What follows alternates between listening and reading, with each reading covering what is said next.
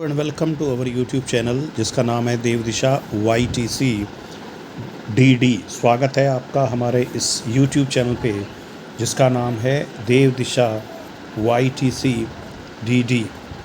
दोस्तों, आज जो हमारा डिस्कस है, जो वीडियो है, वो भारतीय संविधान यानी इंडियन कॉन्स्टिट्यूशन पर है। और अगर आप जो उत्तराखंड प्रवक्ता का सिलेबस देखेंगे उसमें इंडियन कॉन्स्टिट्यूशन का एक पार्ट है, तो उसी को हम आज डिस्कस कर रहे हैं जिसका नाम है भारतीय संविधान। तो भारतीय संविधान वाले टॉपिक को हम डिस्कस कर रहे हैं। इसमें सबसे पहले हम देखते हैं संविधान सभा की मांग। आप जानते हैं भारत का जो संविधान है वो भारत की एक संविधान सभा द्वारा बनाया गया था, लेकिन इस संविधान सभा का जो निर्माण हुआ था वो उसके संदर्भ में बहुत सारे क्वेश्चंस रहते हैं। जैसे कि सबसे पहले इसके संदर्भ में एक तरह से किसने बात कही थी, तो सबसे पहले 1895 में बाल गंगाधर तिलक, इन्होंने संविधान सभा के बारे में यानी कुछ सैद्धांतिक रूप से इसके बारे में अपने स्वराज बिल में बात ये कहा था। और ये स्वराज बिल कब आया था? 1895 में। तो पहला क्वेश्चन यही है कि संविधान सभा को सबसे पहले किसने संविधान सभा के बारे में एक तरह से इसकी फ़िलॉसफी को दिया था? तो आप बताओगे बाल गंगाधर तिलक 1895 में। किस विधेयक में? स्वराज विधेयक में। उसके बाद 1922 में गांधी जी ने कहा था कि जो संविधान है वो भारतीयों द्वारा निर्मित किया जाएगा, या भारत का संविधान भारतीयों की इच्छा के अनुसार निर्मित होगा। इसमें एक कोटेशन है, हालांकि उत्तराखंड PCS में जो कोटेशंस है यानी वक्ताओं के वक्तव्य बहुत कम दिए जाते हैं, लेकिन फिर भी UP PCS में ऐसे क्वेश्चंस काफ़ी आते हैं। और ये इसलिए सेलेक्ट किया गया है क्योंकि स्वराज्य इसमें दे रखा है।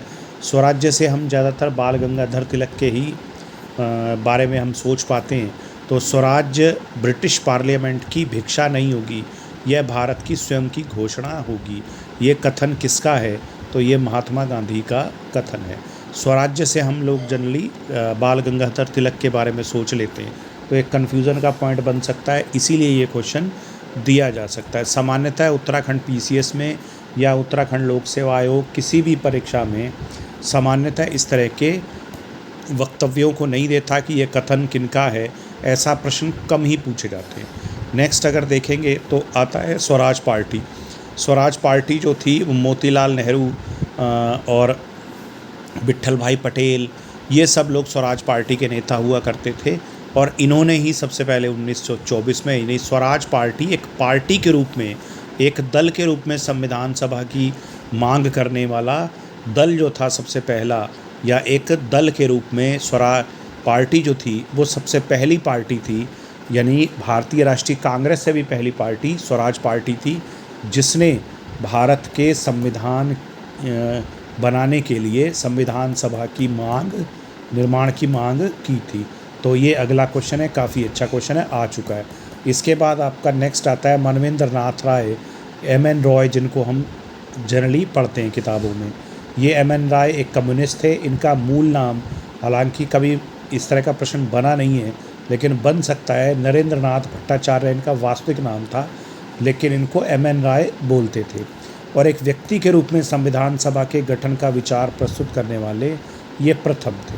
तो ये जो व्यक्ति थे MN रॉय, ये प्रथम व्यक्ति थे जिन्होंने संविधान सभा के गठन का विचार प्रस्तुत किया था। इसके बाद आ जाता है भारतीय राष्ट्रीय कांग्रेस। तो भारतीय राष्ट्रीय कांग्रेस यानी जो हम इंडियन नेशनल कांग्रेस, जिसके नेतृत्व में भारत का स्वाधीनता संग्राम लड़ा गया, उसने 1935 में पहली बार आधिकारिक रूप से संविधान सभा के गठन की मांग की थी। नेक्स्ट आप देखेंगे 1938 में जवाहरलाल नेहरू द्वारा ये घोषणा की गई थी कि भारत के संविधान का निर्माण वयस्क मताधिकार के आधार पर चुनी गई संविधान सभा द्वारा किया जाएगा। तो ये 1938 में पंडित जवाहरलाल नेहरू द्वारा कहा गया था। अब इसके बाद आता है, ये संविधान सभा की मांग तो हुई, लेकिन ब्रिटिश गवर्नमेंट ने इसको स्वीकार किया कि नहीं? तो ब्रिटिश गवर्नमेंट ने 1940 में सबसे पहले अगस्त प्रस्ताव में संविधान सभा के निर्माण के प्रस्ताव को स्वीकार किया था। तो इसमें आपका एक तरह से सबसे पहले संविधान सभा भारतीयों द्वारा निर्मित की जाएगी, इस विचार को मान्यता मिली थी अगस्त प्रस्ताव में। और इसके बाद 1942 में क्रिप्स मिशन आया था। अगर आप हिस्ट्री प्रवक्ता पद में हिस्ट्री का भी क्वेश्चंस हैं तो वहाँ से भी आ सकते हैं। तो ये भी पूछा जा सकता है क्रिप्स मिशन कब आया, अगस्त प्रस्ताव कब आया, कैबिनेट मिशन कब आया। तो क्रिप्स मिशन 1942 में आया था और इस क्रिप्स मिशन ने कहा था कि संविधान निर्मात्री परिषद का गठन किया जाएगा, लेकिन ये संविधान निर्मात्री परिषद का गठन युद्ध की समाप्ति के बाद कहा था। और कौन सा युद्ध? उस समय द्वितीय विश्व युद्ध चल रहा था, सेकेंड वर्ल्ड वार चल रही थी और सभी बड़े बड़े देश युद्ध की विभीषिका को झेल रहे थे। तो इन्होंने ब्रिटिशर्स ने कहा कि हम आपको सेकेंड वर्ल्ड वार जब ख़त्म हो जाएगी तब आपको संविधान निर्मात्री परिषद के गठन को अनुमति दे देंगे। लेकिन ये प्रस्ताव आपका मुस्लिम लीग द्वारा भी अस्वीकार कर दिया गया और भारतीय राष्ट्रीय कांग्रेस द्वारा। और गांधी जी ने इस प्रस्ताव को कहा था बाद की तारीख का चेक, तो पोस्ट डेटेड चेक कहा था। और इसमें पंडित नेहरू ने जोड़ दिया था दिवालिया बैंक का। तो ये पोस्ट डेटेड चेक है जिसको कहा था क्रिप्स मिशन के बारे में। ये कहा था, किन्होंने कहा था? गांधी जी ने, यानी महात्मा गांधी ने। क्रिप्स मिशन को क्या कहा? पोस्ट डेटेड चेक कहा। तो ये एक अच्छा क्वेश्चन है, कई बार पहले भी पूछा जा चुका है। इसके बाद नेक्स्ट आता है कैबिनेट मिशन। कैबिनेट मिशन कब आया? एक प्रश्न तो यही बनता है 1946 में। इसके अध्यक्ष कौन होते हैं? लॉर्ड पैंथिक लॉरेंस इसके अध्यक्ष थे और भारत के राज्य सचिव थे ये। इसके अलावा स्टैनफोर्ड क्रिप्स जो व्यापार मंडल के अध्यक्ष थी और नौविन विभाग से संबंधित थे एवी अलेक्जेंडर। तो ये 3 लोग, यानी ये 3 सदस्यीय आयोग था कैबिनेट मिशन। और इसका काम ही यही था कि भारतीयों को एक तरह के सत्ता हस्तांतरण के लिए तैयार करना और संविधान सभा के निर्माण का प्रारूप इस कैबिनेट मिशन द्वारा प्रस्तुत किया गया, इसे स्वीकार कर लिया गया और भारत की जो संविधान बना है वो इसी कैबिनेट मिशन के अनुरूप ही गठित संविधान सभा द्वारा ही बनाया गया। तो कैबिनेट मिशन 1946 में आया था और इसने जो सिफारिश दी थी कि अविभाजित भारत के लिए एक संविधान सभा का गठन हो। इस समय कौन प्रधानमंत्री थे? तो आपका एटली थे। इसके बाद नेक्स्ट देखेंगे तो आगे बढ़ते हैं। इसके बाद संविधान सभा का गठन हुआ। जुलाई 1946 में संविधान सभा के लिए निर्वाचन हुए। ये जो निर्वाचन हुए थे प्रांतीय विधानमंडलों के लोअर हाउसेस मतलब निम्न सदन के सदस्यों द्वारा एकल संक्रमणीय मत के द्वारा अप्रत्यक्ष रूप से निर्वाचित किए गए थे। प्रत्येक 10 लाख की जनसंख्या पर एक निर्वाचन किया गया था। इसके बाद ये जो निर्वाचन हुआ था इसमें सदस्य जो थे संविधान सभा के लिए जो निर्वाचन हुए उसमें 3 तरह के कैटेगरी थी, 3 श्रेणियां थी। एक तो सामान्य जिसमें कि कुल मेंबरशिप थी 210, मुस्लिम 78। इसके बाद सिख वो थे 4। तो टोटल ये अगर आप देखेंगे तो 292 बन जाता है। ये 292 सदस्य ही संविधान सभा में निर्वाचित होने थे, जिसमें आगे अभी आप देखोगे। अब संविधान सभा के सदस्य देखोगे तो ब्रिटिश प्रांतों से 292 जो अभी हमने ऊपर डिस्कस किया, ये 292 आपका ब्रिटिश प्रांतों से आने थे। 292 कैबिनेट मिशन योजना के तहत 4 चीफ कमिश्नरी क्षेत्र से।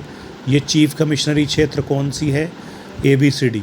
A Ajmer, B Balochistan, C Coorg, C मान लेते हैं कुर्ग और D दिल्ली। तो ABCD 4 कमिश्नरी क्षेत्र थे। कभी क्वेश्चन आया नहीं है लेकिन आ सकता है, तो कम से कम उत्तराखंड में नहीं है। तो 4 कमिश्नरी क्षेत्र थे और फिर उसके बाद 93 देसी रियासतें थी। इन देसी रियासतों से जो प्रतिनिधि आने थे वो वहाँ के राजाओं ने ही मनोनीत करने थे। तो इस तरह से निर्वाचन जो होना था वो यहाँ से होना था। चीफ कमिश्नरी क्षेत्र क्या हो गया? चीफ कमिश्नरी क्षेत्र ऐसे ही हो गया जैसे आज की यूनियन टेरेटरी, यानी केंद्र शासित प्रदेश है। तो कुल जो सदस्य होने थे कैबिनेट मिशन के अधीन संविधान सभा के वो 389, लेकिन ये 389 सदस्य जो थे वो आपका चुने गए थे, लेकिन उसके बाद 3 जून योजना आई थी।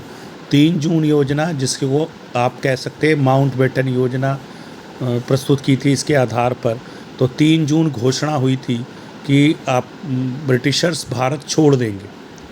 तो इसके अलावा ये जो 3 जून योजना थी इसमें भारत और पाकिस्तान का विभाजन निश्चित हो गया था। तो नेचुरल सी बात है संविधान सभा के सदस्यों की संख्या कम हो जानी थी। तो यहाँ अगर आप देखोगे तो एक आपका जो क्षेत्र है बलूचिस्तान, ये बलूचिस्तान हट जाएगा और चीफ कमिश्नरी क्षेत्र हो जाएंगे 3। यहाँ 292 के बाद 232 ही रह जाते हैं, यहाँ भी आपका कम हो जाते हैं और 89 रह जाते हैं। लेकिन इसके बाद अगर आप देखेंगे तो यहाँ स्वतंत्रता प्राप्ति के बाद ये सदस्यता और कम हो जाती है 226। 3 आपका चीफ कमिश्नरी क्षेत्र हैं और 70 जो है वो आपका देसी रियासतों से थे। तो टोटल आपका स्वतंत्रता प्राप्ति के बाद 299 ही संविधान सभा के सदस्यों की संख्या रह जाती है, जो शुरुआत में कैबिनेट मिशन के अधीन 389 थी। फिर 3 जून घोषणा के बाद यानी भारत पाकिस्तान के विभाजन की घोषणा के बाद 324 और अंततः ये 299 रह जाती है। इसके बाद संविधान सभा के सदस्य कितने थे, कैसे कैसे थे, तो यहाँ पे प्रश्न कभी कभार बन जाता है। ये मुस्लिम लीग का बना हुआ है, 30 मुस्लिम थे, 7 ईसाई, एंग्लो इंडियन 3, अनुसूचित जाति के 33। ये क्वेश्चन तो इम्पोर्टेंट है, आ चुका है। इसके बाद अनुसूचित जनजाति के 5 और पारसी कम्युनिटी से 1 सदस्य संविधान सभा में था। इसके बाद संविधान सभा की महिलाएं, संविधान सभा में महिलाएं, तो संविधान सभा में कुल 15 महिलाएं थे। सभी का नाम दे रखा है। जो सुचिता कृपलानी थी वो यूपी से थी, विजय लक्ष्मी पंडित यूपी से, पूर्णिमा बनर्जी यूपी से, कमला चौधरी यूपी से, बेगम एजाज रसूल यूपी से। एक ये प्रश्न आ जाएगा कि एकमात्र मुस्लिम महिला कौन थी संविधान सभा में, तो संविधान सभा में एकमात्र मुस्लिम महिला थी बेगम एजाज रसूल। ये ध्यान करेंगे, बेगम एजाज रसूल। इसके बाद राजकुमारी अमृत कौर मध्य प्रदेश से, सरोजनी नायडू बिहार से, जिन्हें भारत कोकिला भी कहा जाता है, हंसा मेहता, ये बहुत जो बीएड कर रखा होगा जिन्होंने उनको मालूम होगा इनके बारे में, स्त्री शिक्षा से संबंधित है, महिला शिक्षा से संबंधित है, ये भी संविधान सभा की सदस्या रह चुकी हैं। इसमें यही प्रश्न बन सकता है, एक तो कुल कितनी महिलाएं थी, तो 15 महिलाएं संविधान सभा में थी। दूसरा प्रश्न आ सकता है इनमें से कौन सी संविधान सभा की सदस्य नहीं थी या कौन संविधान सभा की सदस्य थी, तो वहाँ पर आपका ये बीएड वाले हंसा मेहता का ध्यान रख सकते हैं। जी दुर्गाबाई मद्रास से, अप्पू स्वामीनाथन मद्रास, दक्षियोनी वेलायुधन मद्रास, मालती चौधरी उड़ीसा से, रेणुका राय बंगाल से, लीला राय बंगाल से और एनी मैस्करीन ये केरल से हैं। लेकिन ये जो थी ये एक रियासत का प्रतिनिधित्व करती थी, तो ये थोड़ा सा अंतर है। इसके बाद संविधान के पार्टीवार निर्वाचित सदस्य कितने थे, तो सबसे ज़्यादा 208 कांग्रेस के, ये पूछा जाता है, पूछा गया भी है। 73 मुस्लिम लीग के, बाकी छोटे छोटे दल हैं इनके बारे में तो नहीं पूछा जाता और इन सब का एक एक मेंबर है। फिर पूछा जाता है निर्दलीय या इंडिपेंडेंट, तो टोटल निर्दलीय जो इलेक्ट हुए वो 8 थे। टोटल आपका कितने हो गए 296, कितने हो गए 296। तो इस तरह से ये संविधान सभा के बारे में ऑब्जेक्टिव प्रश्न थे। अब इसके बाद जो हमारा अगला वीडियो आएगा वो इस पर आपका विस्तृत प्रश्न के ऊपर भी बनाया हुआ आएगा, जिसमें आपको जो आपको हेल्पफुल होगा पीसीएस मेन परीक्षा के लिए, या आप जो भी परीक्षा मेंस की दोगे, चाहे वो रेंजर की दो, चाहे आप समीक्षा अधिकारी में तो मेंस में भी ऑब्जेक्टिव ही आता है, नायब तहसीलदार में भी आपको ये हेल्पफुल हो जाएगा। इसमें मैं आपको बताऊंगा किस तरह से क्वेश्चंस को लिखा भी जाता है। तो अगर आप ये हमारा वीडियो देखते हैं तो ना केवल आपको ऑब्जेक्टिव बल्कि डिस्क्रिप्टिव पेपर में भी हेल्प मिलेगी। और ये वीडियो देखने से आप प्री और मेंस, पीसीएस प्री और मेंस की भी तैयारी कर सकते हैं। आप रेंजर के पद विज्ञापित होने वाले हैं उनकी भी कर सकते हैं, प्री और मेंस की। और साथ साथ लोअर सबऑर्डिनेट यानी नायब तहसीलदार के एग्ज़ाम की भी तैयारी कर सकते हैं। इसके अलावा आप प्रवक्ता का तो इसमें सिलेबस में ये दे ही रखा है, प्रवक्ता से जुड़ा तो आपको मिलता ही रहे। तो इस तरह से ये हमारा जो वीडियो है ये ना केवल आपका प्री, किसी भी परीक्षा का प्री, नायब तहसीलदार हो, पीसीएस हो या रेंजर हो, प्री और मेंस दोनों के लिए हेल्पफुल हो जाएगा। इसके अलावा आपको इसमें तो जो हमारा प्रवक्ता है उसके तो वीडियो इसमें मिलते ही रहेंगे। तो जुड़े रहिए हमारे YouTube चैनल के साथ जिसका नाम है देव दिशा YTC DD। धन्यवाद।